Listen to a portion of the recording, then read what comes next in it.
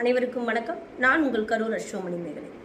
இப்போ இந்த பதிவு எதை சார்ந்தது அப்படின்னு பார்த்தீங்கன்னா, நேற்று ஒரு ஜாதகம், நேற்று லைவ் ப்ரோக்ராமில், வெள்ளிக்கிழமை லைவ் ப்ரோக்ராமில் ஒரு தந்தையினுடைய ஜாதகம், ஒரு 16 வயசு பெண்ணுடைய ஜாதகம் 17வது வயசில் என்ட்ரி ஆகுது.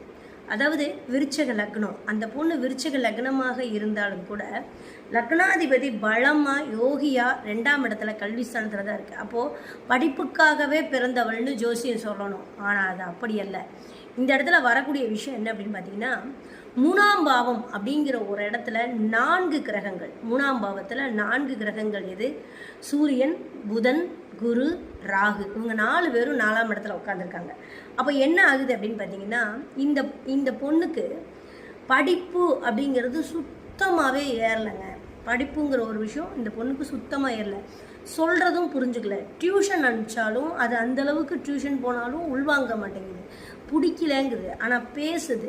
ஆனால் எந்த அளவுக்கு மற்ற விஷயங்களில் ஆர்வம் இருக்கோ, அதாவது நம்ம சொல்லுவோம்ல, நான் அடிக்கடி சொல்லுவேன், தாமரை இலை மேல் இருக்கக்கூடிய தண்ணி மாதிரி, அந்த தாமரை ஒட்டாத மாதிரி, அந்த தாமரை இலை மேல் இருக்கிற தண்ணி ஒட்டாதுங்க. அந்த ஒட்டாத மாதிரி அவள் அந்த விஷயத்தில் வந்து பார்த்திங்கன்னா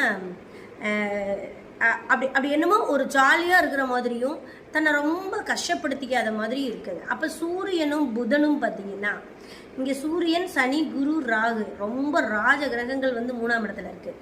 2ஆம் இடத்துல பார்த்திங்கன்னா செவ்வாயும் புதனும் இருக்குது, விருச்சக லக்னத்திற்கு.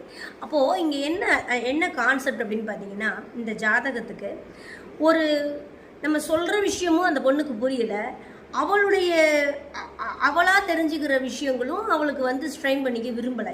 ஏன் அப்படின்னு பார்த்தீங்கன்னா, ஒரு ஜாதகம், நம்ம பல ஜாதகங்கள், ஒவ்வொரு பாடத்தை நமக்கு கொடுத்துட்ருக்கு. அப்போ இது என்ன அப்படின்னா, சுக்கிரன் இந்த இடத்துல வந்து சொல்லப்போனால், அண்ணா நீங்கள் வந்து இந்த பொண்ணை வந்து ரொம்ப நீங்கள் ரிஸ்க் எடுக்காதீங்க, படிக்க நீங்கள் ஓரளவுக்கு எப்படியாவது ஒரு டிகிரியை பண்ணி, ஏங்க 11வது 12வதுலாம் வந்து பார்த்தீங்கன்னா சுத்தமாக மார்க்கே வரலைன்னா எப்படிங்க அப்படிங்கிறேன். நான் எப்படியாவது அரியர் வச்சாவது அந்த பொண்ணை மறுபடியும் படிக்க வச்சு ஒரு டிகிரியை பண்ணி 20 வயசு 21 வயசுலலாம் கல்யாணம் பண்ணி கொடுத்துருங்கண்ணா. சுக்கர திசை நடக்குது. அப்போ சுக்கர திசை நடக்கும்போது பார்த்தீங்கன்னா அந்த பொண்ணு வேறு எதுவுமேலேயோ ஒரு ஆர்வத்தை அப்படி வச்சிட்டு இருக்காங்க. அதனால் வந்து பார்த்திங்கன்னா 4ஆம் இடத்துல சுக்கரன். அப்போது அந்த சுக்கரன் என்ன செய்யுது அப்படின்னு பார்த்தீங்கன்னா, ஒரு ஜாலியான மனநிலையில் இருக்க வைக்குது. அப்போ லவ்வெல்லாம் வரலங்க. ஆனால் அது என்ன மைண்டில் இருக்குன்னே தெரியலைங்க. ஆனால் வயசு 16.